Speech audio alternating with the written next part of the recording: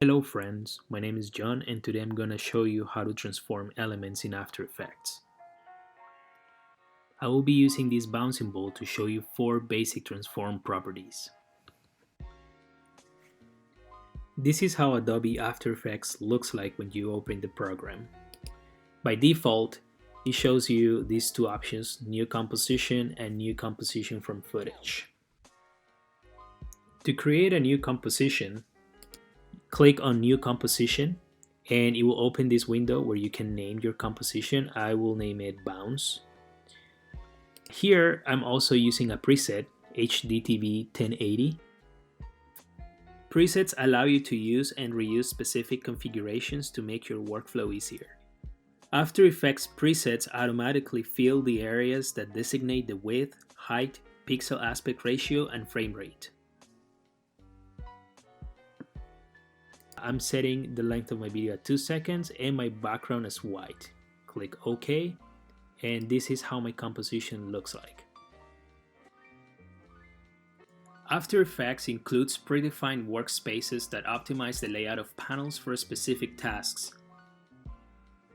The default workspace in After Effects distributes different panels that contain tools and other features. The top bar includes your basic tools such as type, pen, and shape tools. The project panel is where you keep your imported images, videos, and logos. The composition panel is where you preview a composition.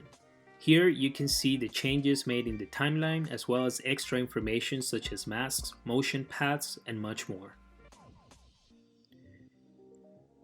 The timeline panel visually represents a composition as layers in a timeline. This panel also allows you to view the current frame pictured in the composition panel and gives you a precise control over virtually every attribute of each layer in a composition.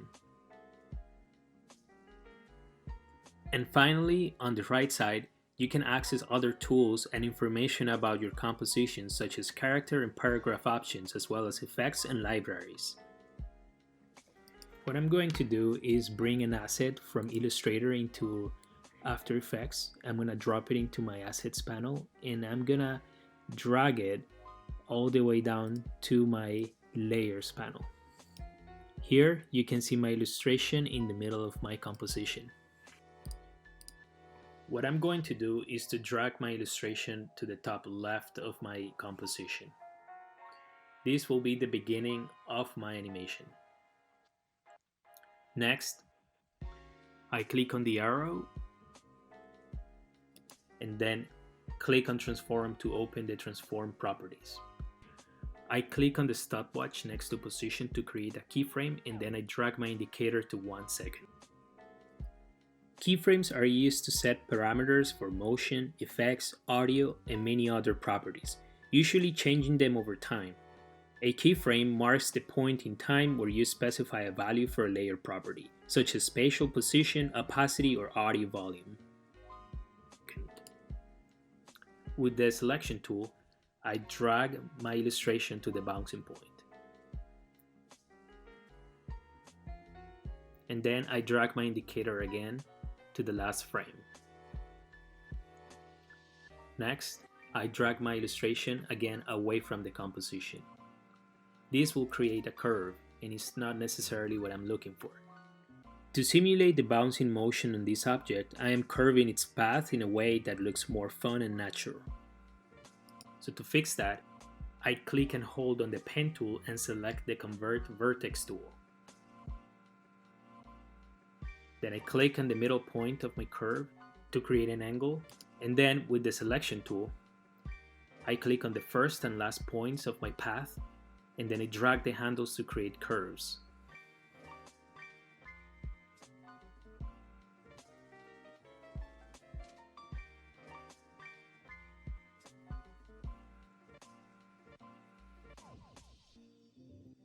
You can see a preview of your animation by tapping the spacebar on your keyboard.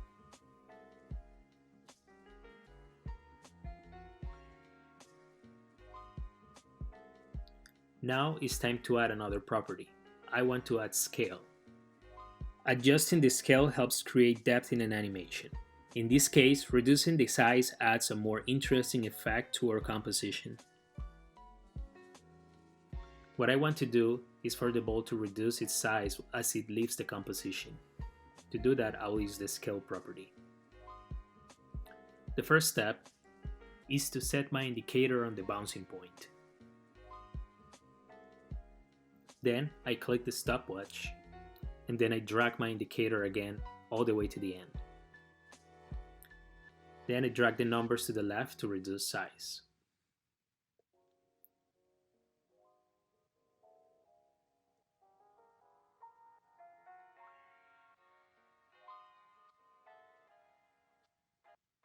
Now it's time to add rotation.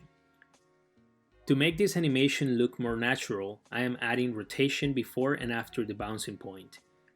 Just like in real life, a ball would rotate a certain way while in the air and after it hits a surface.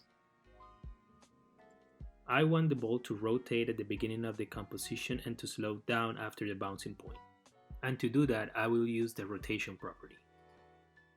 I click on the stopwatch in the first frame, and then I drag my indicator to the bouncing point. Then I drag the numbers to the right to add rotation. Now my ball rotates until the bouncing point. I want the ball to slow down the rotation after it bounces. To do that, I drag my indicator to the last frame, and then I drag the numbers a little bit more.